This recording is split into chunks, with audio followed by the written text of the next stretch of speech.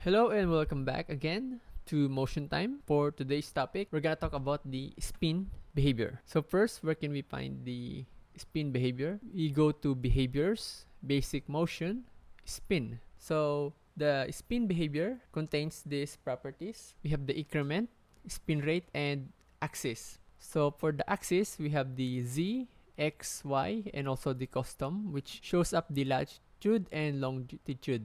So let's just select X for now. Then spin rate, this means how fast you want the spin. Then increment, you have continuous rate and ramp to final value. Let's look at the continuous rate. Currently, if you press play, nothing happens. So what we need to do is adjust the spin rate. Let's say negative 180. As you can see, our rectangle now spins at a rate of negative 180 on the X position.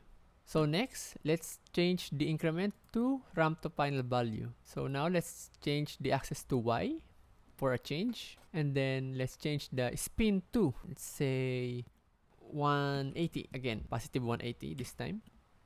So as you can see, our rectangle spin to 180 degrees.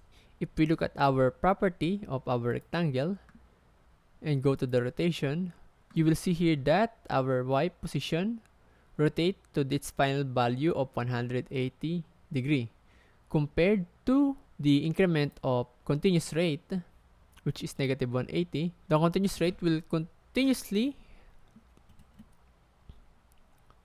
rotate or spin our rectangle throughout its behavior length. Again, continuous rate, it will continuously spin with this speed rate of or spin rate of negative 180.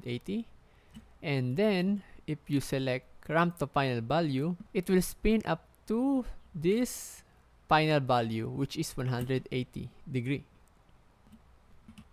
You can also trim your spin behavior so that the animation is much faster. So for the axis, we have also Z and the custom, which is the latitude and longitude, which you can also customize. Just like this. Okay, let's adjust the spin behavior to the length of our timeline and change the continuous rate. So that's how to use the spin behavior in Apple Motion. Thank you and see you again.